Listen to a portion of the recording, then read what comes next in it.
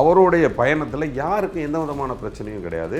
இப்போ வந்தோடனே இவங்க என்ன பண்ணுறாங்க, ஸ்ட்ரைட்டாக திமுகன்றாங்க. அப்படி திமுக மேலே அவங்க பழி சுமத்தும் பொழுது அந்த திராவிட முன்னேற்ற கழகத்தை சேர்ந்த பொறுப்புகளில் இருக்கக்கூடியவங்க அதுக்கு பதில் சொல்லி தாவாங்க. பதிலை நீங்கள் அட்டாக்னு எடுத்துக்கூடிய அது பேர் பதில். ஒரு அரசியல் இயக்கத்திலிருந்து அடுத்து வரக்கூடிய அரசியல் இயக்கத்தை கம்பேர் பண்ணுறது தானே தவிர இது விஜய்க்கும் போஸுக்கும் விஜய்க்குமானதாக. ஏன் எந்த ஒரு பொலிட்டீஷியனும் வந்து அவர் கொஞ்சம் சப்போர்ட் பண்ணலாமே, ஏதோ ஒருத்தர் பாசிட்டிவாக பேசுறதுக்கு அவர்கிட்ட ஒன்றுமே இல்லையா அப்படின்னு கேட்குறாங்க. நாங்கள்லாம் பேசுறதுலாம் ஒன்றுமே கிடையாது. நீங்கள் வந்து விஜயை ஆதரிக்கலைன்னு சொல்கிறீங்க.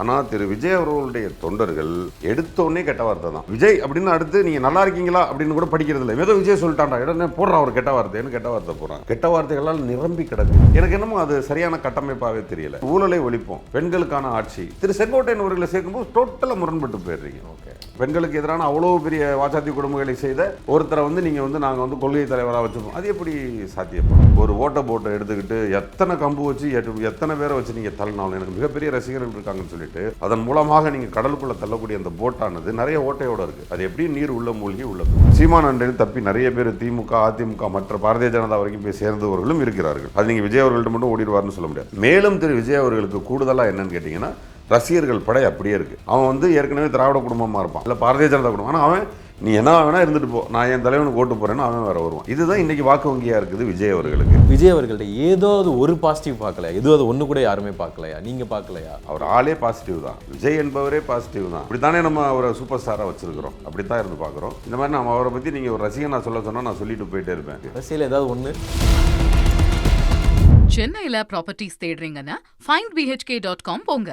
மேட்சிங் ப்ராப்பர்ட்டிஸ AI உங்களுக்கு சஜஸ்ட் பண்ணும். உங்கள் ராஜேந்திரா சேல் கோலாகல மார்ச் கிளியரன்ஸ் சேல் மார்ச் 1 முதல் 31 வரை 60% வரை தள்ளுபடி விலையில். ராஜேந்திராஸ், நேரு வீதி, பாண்டிச்சேரி. சினிமாவாக இருந்தாலும் அரசியலாக இருந்தாலும் மனசில் பட்டதை பேசுகிற ஒரு நபர் போஸ் வெங்கட் இருக்காங்க. அண்ணன் வணக்கம். வணக்கம். எப்படி இருக்கிறீங்கண்ணே? நல்லா இருக்கேன். அதாவது இப்போ கரண்ட்டாக சினிமா ஒரு பக்கம் இருந்தாலும் அரசியல் சூடு பிடிச்சி ரொம்ப ஹைப்பில் வந்து போய்கிட்டு இருக்கு. இப்போ உங்கள்கிட்ட என்னன்னா, உங்களுக்கு சீட்டு கிடைச்சிருக்கா, கிடைக்குமா, நீங்கள் என்ன மாதிரியான பயணத்தில் இப்போ போய்கிட்டு இருக்கீங்க? என்ன சீட்டு கிடைக்குமா கிடைக்காதா தெரியல, இன்னும் நாட்கள் இருக்கு. அதை பற்றி நம்ம கவலைப்படுறதில்ல. திராவிட முன்னேற்ற கழகத்தில் சீட்டு கேட்குறது 15,000 பேர், 15,600 பேர் கேட்டிருக்காங்க. 15,000 பேருக்கு தெரியாதா? 234 பேர் கூட்டணிலாம் போக 165 தான். பட் அது வந்து எங்களை பொறுத்த வரைக்கும் அது நம்ம கட்சிக்கு செய்கிற, நாங்கள் இருக்கோன்னு காட்டுற ஒரு நிகழ்வு அது. ப்ளஸ் எங்களுக்கு அந்த நேர்காணல் இதெல்லாம் வந்து முதலமைச்சரோட நேரடியாக பேசுறதுக்கான வாய்ப்புன்னு சொல்லி இதுதான். அதில் 234 பேருக்கு கிடைக்கும். அது பணி செய்தவர்கள் கவனிப்பாங்க, இந்த 5 வருஷம் என்ன ஹார்ட் ஒர்க் பண்ணியிருக்காங்க, எத்தனை வருஷமாக கட்சியில் இருக்காங்க, நன்றியோடு இருக்காங்களா, இல்லை மற்ற கட்சிகளுக்கெல்லாம் போயிட்டு வராங்களா, என்னவா இருக்காங்கன்னு ஒரு பெரிய விசாரணை நடக்கும். எந்த அளவுக்கு நீடு, மக்களோட எந்த அளவுக்கு தொடர்பில் இருக்கிறாங்க, இப்போ அவங்க நின்னா ஜெயிப்பாங்களா மாட்டாங்களா, இது இவ்வளோ பெரிய விளக்கத்துக்கு பிறகு தான் அந்த சீட்டு கிடைக்கும். நம்ம பரவாயில்ல, இந்த ரேஸில் நம்ம ஓடி வந்து கிடைக்குமா கிடைக்காத ரேஸ் வரைக்கும் வந்து நின்றுட்டோம். ஸோ வெயிட் அண்ட் சீ தான். இந்த சினிமாவாக இருந்தாலும் அரசியலாக இருந்தாலும் இப்போ மக்கள் எங்கே எடுத்தாலும் பேசுகிறது விஜய் அவர்கள் பற்றி தான் பேசுகிறாங்க. முதல் நடிகர் விஜயை பற்றி பேசிகிட்டு இருக்கும்போது இப்போ தாவேகா தலைவர் விஜய் அப்படின்னு சொல்லி பேசுகிறாங்க. நீங்கள் ஒரு மேடையில் பேசுனதும் சரி, நீங்கள் பொது இடங்களில் பேசுகிறது, விஜய் அப்படின்றவர் எனக்கு பிடிக்கும், நடிகனாக பிடிக்கும், ஆனால் அரசியலில் 0% அப்படின்னு சொன்னீங்க. 0% சொல்கிறதுக்கான காரணம் என்னென்ன? ஏன்னா நீங்கள் வந்து ஒன்று சொன்னீங்கன்னா அதில் நிறைய விஷயங்கள் பார்த்துருப்பீங்க, அதனால அதை கேட்குறேன். ரொம்ப சிம்பிள் தம்பி. நான் ஒரு ஹோட்டல் வச்சுருக்கேன், ஏற்ற மாதிரி ஒரு ஹோட்டல் வைக்கிறாரு. நம்ம அந்த ஹோட்டல் வைக்கிறவரை பற்றி நமக்கு ஏற்கனவே தெரிஞ்சிருக்கும். அவர் அதுக்கு முன்னாடி என்ன பண்ணிட்டு இருந்திருப்பார்னா, இது மெக்கானிக் ஷாப் வச்சுருந்துருப்பார், ஒரு பைக் மெக்கானிக் ஷாப் வந்திருப்பார். அடுத்த நாள் காலையில் ஒரு டீ ஆத்தினார்னு வச்சுக்கோங்க.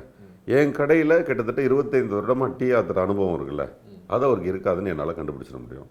அதற்கு பிறகு உள்ளே வந்து நாங்கள் 2 இட்லி எடுத்து வைக்கிறோம், கொஞ்சம் சாம்பார் சட்னி போடுறோம். அவரும் அதே சாம்பார் சட்னி இட்லி போட்டார்னா நல்லா தெரியும் அவர் வந்து அனுபவமே இல்லாமல் சாம்பார் சட்னி ஊற்றுறாரு. நம்மக்கிட்ட 25 வருஷம் அனுபவத்தில் இருக்கிறாரு. மாதிரி அரசியலை பொறுத்த வரைக்கும் அனுபவம் என்பது மிகவும் முக்கியம். அந்த அனுபவம்னு உடனே சொல்லிடுவாங்க, இதுக்கு எக்ஸ்பீரியன்ஸுமாங்க. I'm talking about experience with people. நீ மக்களோடு நீங்கள் என்னவாக களமாற்றினீர்கள், மக்களோடு என்னவா உரையாடினீங்க, மக்களோடு என்னவாக இருந்தீர்கள். இப்போ சிறிய உதாரணமாக எடுத்துக்கிட்டிங்கன்னா, இப்போ நான் இருக்கிறேன், கஜா புயல் வந்தது. கஜா புயல் வந்தப்போ நான் ஒரு ஷூட்டில் இருந்தேன். நான் உடனே டைரக்டர்கிட்ட சொன்னேன், என்னால் இனிமேல் டேட் தர முடியாதுன்னு. சார் ஷூட் போயிட்டுருக்குனாங்க, நான் காலில் மட்டும்தான் விழலை, நான் போகணும் சார், அது என் ஊர். உடனே அங்கேருந்து அடிச்சு பிடிச்ச திருநெல்வேலியிலேருந்து கிளம்பி என் ஊருக்கு போய் 15 நாட்கள் நான் என் ஊரில் இருந்தேன். அந்த 15 நாட்களில் நம்ம அவங்களுக்கு மின் விளக்குகளாக இருக்கட்டும், உணவுகளாக இருக்கட்டும், மாத்திரைகளுக்கு வந்து இன்னுமே என்கிட்ட அந்த ஃபோட்டோஸ் அட்டை பெட்டி எப்படி எடுத்துக்குவோம், அது மறந்தாங்கி, ஆவுடையார் கோயில், புதுக்கோட்டை சுற்றி இருக்கக்கூடிய எல்லா ஊர்லேயும் மெடிக்கலில் போய் எப்படி நிற்போம். உனக்கு என்ன மாத்திரை, அதாவது டோலோ 650 ரொம்ப அவசியமான ஒரு மாத்திரையாக இருந்தது. இருமல் மருந்துகள் ரொம்ப, ஏன்னா மழை பெஞ்சிட்டே இருக்கு, தங்க வீடு இல்லை, இருமல் மருந்துகள், அந்த ஓடோமாஸ் கொசு கடிக்காமல் இருப்பதற்குன்னு வாங்கி அதை எல்லாத்தையும் நாங்கள் வந்து எவ்வளவு சேர்த்துருந்தோம்னா ஒரு மினி லாரி அளவுக்கு சேர்த்துருந்தோம். மாத்திரைகள், உடைகள் எல்லாத்தையும் அதை எடுத்துகிட்டு போய் 15 நாள் வேலை செஞ்சோம். அந்த 15 நாள் வேலை செய்யும்போது நாங்கள் அவங்களோட இன்ட்ராக்ட் பண்ணுறோம், அவங்களோட நிற்கிறோம், அவங்களுடைய படுத்து உறங்குறோம். அன்னைக்கு சார்ஜ் இல்லை, இந்த செல்ஃபோன் எல்லாத்தையும் நேமோட ஒரு செட்டை எழுதி வாங்கிக்கிட்டு போய் சிட்டியில் போய் சார்ஜ் போட்டு கூட கொடுப்போம். ஸோ இப்போ என்னங்க, இது ஒரு கஜா புயல், அவ்வளவுதான். அவங்க வந்து மக்கள் வந்து வாழ்க்கை இழந்து நிற்கிறாங்க. அதாவது ஒரு தென்னை மரத்துடைய குருத்து மட்டும் உடஞ்சிடும். தென்னை மரம் வளர்ந்துருக்கும் 20, 25 வருஷம், 10 வருஷம், 7 வருஷம் வளர்ந்தது, அந்த கஜா புயல் அப்படி திருகி அது ஒடிஞ்சிடும், அந்த தென்னை மரமே இறந்து போச்சுன்னு அர்த்தம். ஸோ இதையெல்லாம் நாங்கள் போய் பக்கத்தில், இப்போ நான் ஏன்டா நீ ஒன்று உதாரணமாக சொல்கிறேன்னு கேட்டுறாதீங்க, பட் இது ஒரு உதாரணம்ங்கிறேன். இந்த மாதிரி மக்களோடு வந்து அரசியல் பயணம், அதாவது அவங்களுடைய வாழ்வாதாரங்களில் நல்லது கெட்டது பயணிக்கிறது ஒரு தலைவனுக்கு ரொம்ப அவசியம். அதை பொறுத்த வரைக்கும் இன்றைக்கி இருக்கக்கூடிய முதல்வர் வந்து உங்களுக்கு தெரியும் 14 வயசுலேருந்து அரசியலில் இருக்கிறாரு. பல்வேறு விதமான நிகழ்வுகளை, அவருடைய தந்தையார் முதல்வராக இருக்கும்போது பல்வேறு விதமான நிகழ்வுகளுக்கு சென்றவர், மக்களோடு கலந்து உரையாடிய ஒருத்தர், பல்வேறு விதமான போராட்டங்களில் கலந்துக்கிட்டு அவருடைய எக்ஸ்பீரியன்ஸ் இருக்க ஒரு பக்கம் நாங்கள் நிற்கிறதுனால ஒரு எக்ஸ்பீரியன்ஸ் இல்லாத ஆளை பற்றி எக்ஸ்பீரியன்ஸ் இல்லை, இவருக்கு வந்து இவ்வளவு தகுதி இருக்குது, அவருக்கு 0% இருக்குன்னு சொல்லுறது. அது தனி மனித தாக்குதல் அல்ல, ஒரு அரசியல் இயக்கத்திலிருந்து அடுத்து வரக்கூடிய அரசியல் இயக்கத்தை கம்பேர் பண்ணுறது தானே தவிர இது விஜய்க்கும் போஸுக்கும் விஜய்க்குமானது அல்ல. அதாவது இப்போ வந்து விஜய் அவர்கள் வந்து பார்த்தீங்கன்னா நீங்கள் சொன்ன மாதிரி அரசியலுக்கு புதுசாக ஒருத்தர் வராருன்னா, ஏன்னா நம்ம ஜனநாயகத்தில் யார் வேணால் வந்து அரசியலுக்கு வரலாம் அப்படின்னு இருக்கு. இப்போ விஜய் சப்போர்ட் பண்ணுறவங்களும் சார்ந்தவங்களும் தாவேக தொண்டர்களும் என்ன எதிர்பார்க்குறாங்கன்னா, ஒருத்தர் வராரு, அவர் ஏன் நீங்கள் எல்லாரும் இப்படி வச்சு செய்கிறீங்க அப்படின்னு கேட்குறாங்க. ஏன்னா இப்போ நம்ம குறிப்பிட்ட காலங்களில் பார்த்தீங்கன்னா யூடியூப்பில் வந்து பார்த்தோம்னாலே விஜய் அவர்களை திட்டுற மாதிரி தான் இருக்குது. ஏன் எந்த ஒரு பொலிட்டீஷியனும் வந்து அவர் கொஞ்சம் சப்போர்ட் பண்ணலாமே, ஏதோ ஒருத்தர் பாசிட்டிவாக பேசுறதுக்கு அவர்கிட்ட ஒன்றுமே இல்லையா அப்படின்னு கேட்குறாங்க. இல்லை, இது இந்த கூற்றே ரொம்ப தப்பு. ஏன்னா நீங்கள் எந்த ஒரு நம்ம ப்ரெஸ்ஸில் ப்ரொபகண்டா பண்ணும்போது நம்ம ரொம்ப கவனமாக ப்ரொபகண்டா பண்ணணும். திரு விஜய் அவர்கள் மீது தனிமனித தாக்குதல் இருக்கிறதா சொல்கிறது ரொம்ப தப்பு. அது எப்படின்னு கேட்டிங்கன்னா, திரு விஜய் அவர்கள் விஜயோடு சேர்ந்த நிகழ்வுகளை நான் சொல்லும் பொழுது சரியா இல்லையான்னு நீங்கள் சொல்லணும். திரு விஜய் அவர்கள் தொடர்ந்து எல்லாவற்றிற்கும் குரல் கொடுக்குறாரா? திருப்பரங்குன்ற விஷயத்துக்கு ஒரு குரல் கொடுத்தாரா? இல்லை. ஸோ இப்போ நீங்கள் நான் கேள்வி கேட்டு இல்லைன்னு வருது இல்லையா? இப்போ இதை பற்றி பேசுவாங்களாம், பேச மாட்டேன். நான் அரசியலுக்கு வந்துட்டேன், பொதுவெளிக்கு வந்துட்டேன். பொதுவெளின்னு வந்தாவே பல வாய்கள் நிறைந்த பகுதி. அப்போ நடுவில் ஒருத்தர் வந்து சரியா இல்லைன்னா பல வாய்கள் திறக்க மாட்டார்களா? இப்போ நீங்கள் அரசியலுக்கு வரும்போது இந்த கற்றல் உங்களுக்கு வேணுமா இல்லையா? அது இல்லைங்கிறது தான் ஒன்று. இன்னொன்று, இன்றைக்கி அந்த மீடியாவை பொறுத்த வரைக்கும் நாங்கள்லாம் பேசுகிறதுலாம் ஒன்றுமே கிடையாது. நீங்கள் வந்து விஜயை ஆதரிக்கலைன்னு சொல்கிறீங்க, ஆனால் திரு விஜய் அவர்களுடைய தொண்டர்கள் எடுத்தோடனே கெட்ட வார்த்தை தான் என்ன பேசினாலும். இப்போ விஜய் அப்படின்னு அடுத்து நீங்கள் நல்லா இருக்கீங்களா அப்படின்னு கூட படிக்கிறது இல்லை, ஏதோ விஜய் சொல்லிட்டாண்டா இடனே போடுறான் அவர் கெட்ட வார்த்தைன்னு கெட்ட வார்த்தை போடுறாங்க. அந்த மாதிரி கெட்ட வார்த்தைகளால் நிரம்பி கிடக்கு என்னுடைய இன்டர்வியூஸில் எல்லாத்துலேயும். இப்போ அன்றைக்கி சீமான் என்ன சொன்னார்ல, ஏன் இப்போ பொண்டாட்டி பிள்ளையெல்லாம் பேசுகிறாங்க, உங்கள் தலைவர் கேட்க மாட்டாரா? ஸோ அந்த அளவிற்கு வந்து அவங்க வந்து ரொம்ப தரைதாழ்ந்து பேச ஆரம்பிச்சிட்டாங்க. ஸோ அதை தான் அவங்க தான் ரொம்ப இப்படி பேசுகிறாங்களே தவிர மற்றவர்கள்லாம் விஜய்க்கு அரசியல் கற்றுக் கொடுத்தல் மாதிரி தான் பேசுகிறாங்க. நான் வைத்த அத்தனை விமர்சனங்களையும் பாருங்களேன், அது உங்களுக்கு அடுத்து என்ன தேவைங்கிறது தான் அதில் இருக்கும். சரி, ஓகே, நான் சொன்னது தான் அவர் செஞ்சார்னு சொல்லிட முடியுமா? நான் தான் சொல்கிறேன், என்னங்க இப்படி பசங்களை நிற்க வைக்கிறீங்க, சேர் போடுங்க. சேர் போட்டாங்க, அவன் ஏங்க வெயிலில் நிற்கணும், அவங்க போட்டாங்க, அப்போ நான் சொல்லி செஞ்சாங்கன்னு அர்த்தம். அது இது எல்லாமே பொதுவெளியில் ஒரு சாதாரண அரசியல்வாதியால் புரிஞ்சுக்க முடியும். இதை பண்ணாதீங்க. அப்போ அதை சொல்கிறது பூரா வந்து குற்றம் சாட்டுதலா? இல்லை, அது வந்து முறைப்படுத்துதல் தான். ஒரு அரசியலை பொறுத்த வரைக்கும் ஒரு எக்ஸ்பீரியன்ஸ் இல்லாத ஆளுக்கு they convey something or teach something. இது வந்து கேஷுவலாகவே நடந்துடும். இது திரு அம்மையார் ஜெயலலிதா அவர்கள் வரும்பொழுது அவங்க மேலே வைக்கப்பட்ட அதிகப்பட்ட குற்றச்சாட்டுகளை நம்ம கொஞ்சம் கொஞ்சமாக குறைச்சிக்கிட்டே வந்தாங்க. வந்து கடைசியாக அவங்க வந்து நல்ல முதல்வர்னு பேர் வாங்கி தான் இறந்தாங்க. அப்போ பிகினிங்கில் இருக்கும்போது ஒரு திருமணம் செஞ்சாங்க. அந்த திருமணம் உலகமே தவறாக பேசிச்சு. அதை அவங்க திருத்திக்கிட்டாங்களா இல்லையா? அப்போ அன்றைக்கி வந்து என்ன நீங்கள் ஜெயலலிதாம்மா அப்படி திட்டுறீங்க, உங்கள் யாருக்குமே அறிவில்லை. ஜெயலலிதாம்மா செஞ்ச செயல் தவறு. அப்போ ஆப்போசிட்டில் இருக்க கலைஞராக இருக்கட்டும் மற்ற யாராக இருக்கட்டும் அதை சுட்டி காட்டி தான் அவங்க, அதுக்கு பேர் தானே அரசியல். அல்ல விஜய் அவர்கள் நீங்கள் சுட்டி காட்டவே கூடாது. அப்போ சுட்டி காட்டுதலே அவர் மேலே நீங்கள் ப்ளேம் பண்ணுறீங்க, அவர் வரும்போதே தடுக்கிறீங்கல்ல. அவரை சுட்டி காட்டுகிறோம், அதுதானே தவிர அவருடைய பயணத்தில் யாருக்கும் எந்த விதமான பிரச்சனையும் கிடையாது. அவர் பெரிய நீங்கள் எந்த இன்டர்வியூவில் பார்த்தாலும் அவர் பெரிய அரசியல்வாதியாக வரட்டும், சமூக தொண்டாடட்டும்னு சொல்ல, பட் எல்லாமே பண்ணட்டும். பட் இப்போ வந்தோடனே இவங்க என்ன பண்ணுறாங்க, ஸ்ட்ரைட்டாக திமுகன்றாங்க. அப்படி திமுக மேலே அவங்க பழி சுமத்தும் பொழுது அந்த திராவிட முன்னேற்ற கழகத்தை சேர்ந்த பொறுப்புகளில் இருக்கக்கூடியவங்க அதுக்கு பதில் சொல்லி தான் ஆவாங்க. பதிலை நீங்கள் அட்டாக்னு எடுத்துக்கூடிய அதுக்கு பேர் பதில். ஓகேண்ணே.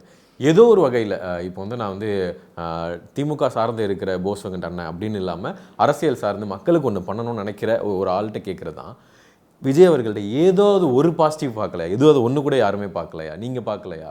இல்லை, ஏன் பாசிட்டிவ் பார்க்கல? அவர் ஆளே பாசிட்டிவ் தான். விஜய் என்பவரே பாசிட்டிவ் தான். ஏன்னா இன்னைக்கு நாங்கள்லாம் உழண்டு கிடக்கும் பொழுது அவருடைய திரைப்படத்தை பார்க்கும் பொழுது தான் சப்பாடான்னு இருக்கும். அப்படி தானே நம்ம அவரை சூப்பர் ஸ்டாராக வச்சுருக்கிறோம். அப்படி தான் இருந்து பார்க்குறோம். இன்றைக்கும் இந்த வயதிலையும் ஃபிட்னஸாக இருக்கட்டும், இந்த வயதிலையும் அவரோட கிளாமராக இருக்கட்டும், இந்த மாதிரி நம்ம அவரை பற்றி நீங்கள் ஒரு ரசிகனாக சொல்ல சொன்னால் நான் சொல்லிட்டு போயிட்டே இருப்பேன். பிரமாதமான பாடகர், பிரமாதமாக டான்ஸ் ஆடுவார்னு சொல்லி ஏகப்பட்ட விஷயங்களுக்கு அவருக்கு இருக்குது. அரசியல் ஏதாவது ஒன்று அதான் அரசியலுக்கு தான் நான் வரேன். அப்படி அரசியலுக்கு வரும் பொழுது நான் வந்து இன்னும் சொல்ல போனால் ரொம்ப பிகினிங்கில் அவரோட நெருக்கமாக இருக்கவங்கள்ட்ட நான் சில கேள்விகளே முன்வைத்தேன். என்னெல்லாம் கொள்கை பிளான் பண்ணியிருக்காரு உங்கள் தலைவர்னு கேட்டிருந்தேன். அது எனக்கு தெரியலை, என்ன பிளான் பண்ணியிருக்காங்கன்னு தெரியலை. நாங்கள் இன்றைக்கி வரைக்கும் யாருக்குமே அது தெரியலை. அப்புறம் நான் சொன்னேன் எப்படி கட்டமைக்க போகிறீங்கன்னு கேட்டிருந்தேன். அவங்க இல்லை, நாங்கள் ரசிகர்களை வைத்து கட்டமைக்க போகிறோம் அப்படின்னாங்க. ரசிகர்களை வைத்து எப்படி கட்டமைக்க முடியும்? எல்லாத்துக்கும் ஒரு எக்ஸ்பீரியன்ஸ் வேணும். அப்போ நீங்கள் ரசிகர்களே பொலிட்டீஷியன்ஸ் இருப்பாங்க. இப்போ புசி ஆனது பொலிட்டீஷியன் கம் ரசிகர். ஓகே, அந்த மாதிரி ஆளுகளை செலக்ட் பண்ணுங்கலாம் நம்ம ஏற்கனவே பேசியிருந்தோம். அதெல்லாம் என்னன்னு கேட்டிங்கன்னா, அவரோட நெருங்கிய நண்பர்கள் நமக்கும் நண்பர்களாக இருப்பாங்க, அவருக்கும் நண்பராக, அவங்களோட நம்ம பேசுனது தான். பட் ஆனால் இது எதையுமே அவர் பண்ணலை. அவர் கூட வந்து ஆதவ அர்ஜுனா போன்றவரோ, நிர்மல்குமார் பாரதிய ஜனதாவில் இந்த ஏடிஎம்கே போய் ஏடிஎம்கேன்னு பாரதிய ஜனதா போய் சுற்றுற நிர்மல்குமார் போன்ற ஆட்களோ எனக்கு என்னமோ அது சரியான கட்டமைப்பாகவே தெரியல. அதே மாதிரி ஊழலை ஒழிப்போம், பெண்களுக்கான ஆட்சி தருவோம் அப்படின்னு சொல்லிட்டு திரு செங்கோட்டையன் அவர்களை சேர்க்கும்போது டோட்டலாக முரண்பட்டு போயிடுறீங்க. ஓகே, டோட்டலாக வாச்சாத்தி டோட்டலாக முடிஞ்சு போயிடுறீங்க. நீங்கள் பெண்களுக்கு எதிரான அவ்வளோ பெரிய வாச்சாத்தி கொடுமைகளை செய்த ஒருத்தரை வந்து நீங்கள் வந்து நாங்கள் வந்து கொள்கை தலைவராக வச்சுப்போம், அது எப்படி சாத்தியப்படும்? ஓகே, ஸோ நாங்கள் அவரை கூடவே வச்சுப்போம், அவர் தான் எங்களை இனிமேல் வழி நடத்துவார், அவருடைய சீனியாரிட்டி எங்கள் மேலே எப்படி திணிப்பார்? ஸோ அது மாதிரி கொஞ்சம் எல்லாமே அடுத்தடுத்த கட்டமைப்புகள் அத்தனையுமே வந்து ரொம்ப தவறாக இருந்ததுனால அவரும் கற்றுக்கிறதுக்கோ இல்லை சொல்லிக் கொடுக்கறதுக்கான ஆட்களை கூட வச்சுக்கல. அதில் வந்து பர்டிகுலராக நீங்கள் புசி ஆனந்த் அவர்கள்கிட்டையும் அந்த முறைப்படுத்துதல் இல்லை, திரு ஆதவ அர்ஜுனா அவர்கள்ட்டையும் இந்த முறைப்படுத்துதல் இல்லை, திரு நிர்மல்குமார் அவர்கள்ட்டையும் முறைப்படுத்துதல் இல்லை. மீண்டும் இவங்க அதிமுகலேருந்து வந்து சேர்ந்த திரு செங்கோட்டையன் அவர்கள்கிட்டையும் அந்த ஒரு ஏற்கனவே இருந்த பாஸ்ட்டுங்கிறது சரியானதாக இல்லை. ஸோ நான் முற்றிலும் நீங்கள் வந்து ஒரு ஓட்ட போட்டை எடுத்துக்கிட்டு எத்தனை கம்பு வச்சு எத்தனை பேரை வச்சு நீங்கள் தள்ளினாலும் எனக்கு மிகப்பெரிய ரசிகர்கள் இருக்காங்கன்னு சொல்லிட்டு அதன் மூலமாக நீங்கள் கடலுக்குள்ளே தள்ளக்கூடிய அந்த போட்டானது நிறைய ஓட்டையோடு இருக்குது. அது எப்படியும் நீர் உள்ள மூழ்கி உள்ளே போயிடும். ஓகே. அண்டு முக்கியமான என்னன்னா, இப்போ விஜய் அவர்கள் பற்றி எல்லாருமே வந்து பேசுகிறாங்க. சீமான் அப்படின்ற ஒரு மிகப்பெரிய ஒரு தலைவர் வந்து பார்த்திங்கன்னா 8% மேலே வந்து மிகப்பெரிய வாக்குகளையும் சரி ரொம்ப பாசிட்டிவான விஷயங்கள் வந்துச்சு. ஏன்னா அதுக்கு முன்னாடி விஜய் அவர்கள் அப்படின்றது ஒரு என்ட்ரி கொடுக்கறதுக்கு முன்னாடி வரைக்கும் ஒருவேளை அடுத்து ஒரு அதீத வாக்குகளை பெறக்கூடியவர் சீமான் அவர்களாக தான் பேசப்பட்டுச்சு. இப்போ விஜய் அவர்கள் வந்தது சீமானுக்கு எந்த அளவுக்கு பாதிப்பை ஏற்படுத்தும் இந்த தேர்தலில்? ஏன்னா நிறைய இடங்களில் வந்து சொல்கிறாங்க விஜய் அவர்களுடைய சீமான் அண்ணனுடைய ஓட்டு சிலது வந்து விஜய் அவர்களுக்கு போகிறதுக்கு வாய்ப்புகள் இருக்குது அப்படின்லாம் சொல்கிறாங்க. ஏன்னா இளைஞர்கள் பேஸ்டாக இருக்கு. இது திரு விஜய் அவர்களுடைய வருகை வந்து எல்லாருடைய ஓட்டையுமே கொஞ்சம் கொஞ்சம் எடுத்திருக்கும். ப்ளஸ் ஃப்ரெஷர்ஸ் ஃபுல்லாக கம்ப்ளீட்டாக அந்த பக்கம் போவாங்க. எப்போவுமே வந்து பார்த்தீங்கன்னா ஒரு எலெக்ஷனுங்கிறது 5 வருஷம். 5 வருஷத்துக்கு முன்னாடி 13 வயசு, இப்போ 18 வயசு. அப்போ அந்த 5 வருஷத்துக்கு முன்னாடி வந்து 13லேருந்தே எடுத்துட்டிங்கன்னா 14, 15, 16, 17 இவர்கள் எல்லாம் இப்போ ஓட்டு போட வந்துடுறான். இப்போ இவன் எல்லாமே நியூ ஓட்டர்ஸ். அவன் எப்படின்னா ஒரு 4 விழுக்காடு எப்போவுமே இருப்பான். அந்த 4% பேர் வந்து எதை ரசிப்பான் அப்படின்னா, அந்த ஒரு 18-20 வயசு பசங்களுக்கு கரெக்டான மெச்சூரிட்டி இருக்காது. இந்த தமிழகம் என்னவா இயங்குதுன்னு தெரியாது. அப்போ அவங்க மேலே திரு சீமான் அவர்கள் என்ன தூக்கி போடுறாருன்னா, இங்கே திராவிட கட்சிகளே தவறுன்னு தூக்கி போட்டு தான் உள்ளே வர்றாரு. அப்போ அவன் என்ன பண்ணுவான், போய் அவர் சொல்லக்கூடிய கதைகள் போக்குவரத்து பொய்யா இருந்தாலும் சரியாக இருந்தாலும் அவர் பின்னாடி போக ஆரம்பிக்கிறான். அப்போ ஒரு அடுத்த 5 வருடம் வருது, அவருடைய பொய்யை கொஞ்சம் கொஞ்சமாக நம்ப ஆரம்பிக்கிறான். அடுத்த 5 வருடம் வருது, ஐயோ இது பொய்ன்னு புரிஞ்சுக்க ஆரம்பிக்கிறான். வாக்கு சதவீதம் மாறுது. இப்போ இந்த சமயத்தில் திரு விஜய் அவர்கள் வருகிறார். விஜய் வரும் பொழுது ஓகே நம்ம மாற்று சக்தி மட்டுமேன்னு நினச்சிட்டு ஓடுற அந்த 4% திமுக அதிமுக வரவே மாட்டான். அவன் என்ன பண்ணால் திரும்ப விஜய் பின்னாடி ஓடுறான். அப்படி ஓடும்போது சீமான் அவர்கள்ட்டேருந்து தப்பி தவறி ஓடினவங்களும் நிறைய பேர் இருக்காங்க. சீமான் அண்டேருந்து தப்பி நிறைய பேர் திமுக அதிமுக மற்ற பாரதிய ஜனதா வரைக்கும் போய் சேர்ந்தவர்களும் இருக்கிறார்கள். அது நீங்கள் விஜய் அவர்கள்ட்ட மட்டும் ஓடிடுவார்னு சொல்ல முடியாது. சீமான் அவர்களும் பிரிஞ்சு எல்லார் பக்கமுமே ஓடி இருக்கிறாங்க. மேலும் திரு விஜய் அவர்களுக்கு கூடுதலாக என்னன்னு கேட்டிங்கன்னா, ரசிகர்கள் படை அப்படியே இருக்குது. அவன் வந்து ஏற்கனவே திராவிட குடும்பமாக இருப்பான், திமுக அதிமுக இல்லை பாரதிய ஜனதா குடும்பம். ஆனால் அவன் நீ என்ன வேணால் இருந்துட்டு போ, நான் என் தலைவனுக்கு ஓட்டு போகிறேன்னு அவன் வேறு வருவான். இதுதான் இன்றைக்கி வாக்கு வங்கியாக இருக்குது விஜய் அவர்களுக்கு. பட் வாக்கு வங்கி இவர் பிரிக்கும் பொழுது திரு சீமான் அவர்கள்ட்ட மட்டும் பிரித்தாருன்னு சொல்ல முடியாது. எல்லா கட்சிகள்லேருந்துமே வாக்குகளை பிரிச்சிருப்பாங்க.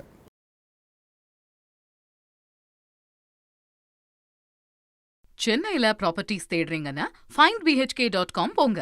மேட்சிங் ப்ராப்பர்ட்டிஸ AI உங்களுக்கு சஜஸ்ட் பண்ணும். உங்கள் ராஜேந்திரா சேல் கோலாகல மார்ச் கிளியரன்ஸ் சேல் மார்ச் 1 முதல் 31 வரை 60% வரை தள்ளுபடி விலையில். ராஜேந்திராஸ், நேரு வீதி, பாண்டிச்சேரி.